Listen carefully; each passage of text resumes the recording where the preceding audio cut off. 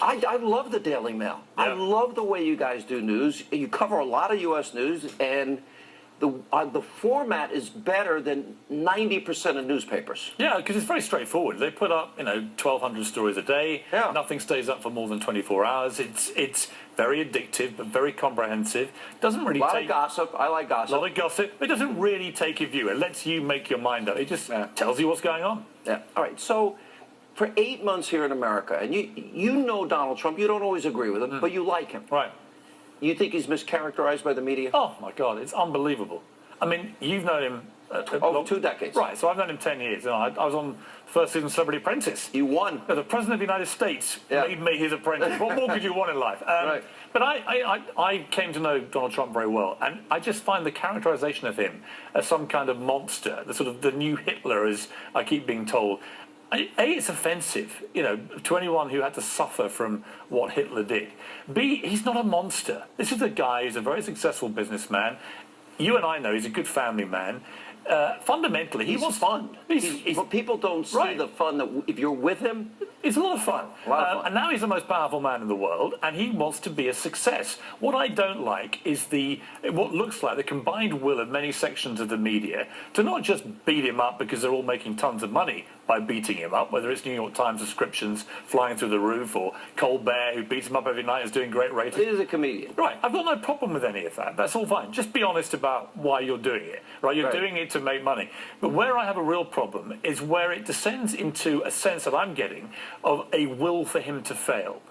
How does that help America if the combined will of many sections of the media is we want this guy to fail and we're going to trash him every second of every day? We're going to misrepresent and mischaracterize, in my view, how monstrous he is. And the pure intent of that is for him to fail. When you combine your background and experience in print with the years you spent in television, and you watch some of this, for 8 months they've been advancing a conspiracy theory. Right. That Russia and the Trump campaign colluded to help him get elected. Now they're actually saying that Putin and Trump, they got together and they decided, okay, we'll launch this minimal amount of chemical weapons. Trump can respond and distract the media from the Trump-Putin conspiracy with no evidence after 8 months. It's utterly ridiculous. It is utterly ridiculous. More You're than that, it's incredibly I can't say it as well as you. Utterly ridiculous. Yeah. But it is because, let's just think about that for a moment. We're expected to believe that Donald Trump and Vladimir Putin get together and they plan the mass murder of children to make some kind of point that they're no longer best buddies. Really? Really? We think this is a legitimate conspiracy theory? This is NBC News. I watched Chris Matthews, wasn't it, talking about them being the Romanovs, the Trumps. He ended up by saying, not just a comparison to the Romanovs, who were this royal family in Russia for 300 years, but said, and we know how that ended. Well, I tell you how it ended. The Romanovs all got slaughtered at the start of what became communist Soviet Union.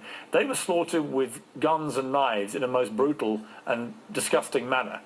And whatever your view of the Romanovs, that's not really a comparison I don't think anyone on American media should be making about the Trump family. What are we supposed to deduce from that comment? That somehow Jared, Ivanka, and Donald are all going to be murdered by communists? His 10-year-old son. They're attacking his wife. Right. They're attacking Ivanka. They're going after women.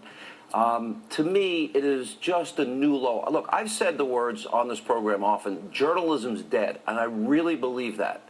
I believe America has an information crisis when major networks buy into bizarre conspiracies. Yeah, I take issue. I'm not going to agree that journalism is dead, but journalism at the moment is going through a very strange phase in America where a lot of people are pinning their mast to a pure anti-Trump agenda.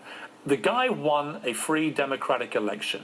There is, right now, absolutely zero evidence linking Donald Trump to any collusion with the Russians to fix that election. James Clapper, James Comey, Admiral Rogers all said no evidence. There is no evidence. None. Now, if some emerges, that's a different story. Different story. Right? But I've seen nothing that links him to any collusion to fix that election. Now we see him, through his people like his Secretary of State, being very tough on Putin and Russia, right, and saying we've reached an all-time low. We've seen him attack Syria directly against what Putin would have wanted. This is very strange behaviour for a poodle. Yeah. This is more of a Rottweiler, right? Okay. Piers stays with us. And coming up also in the next segment, right here.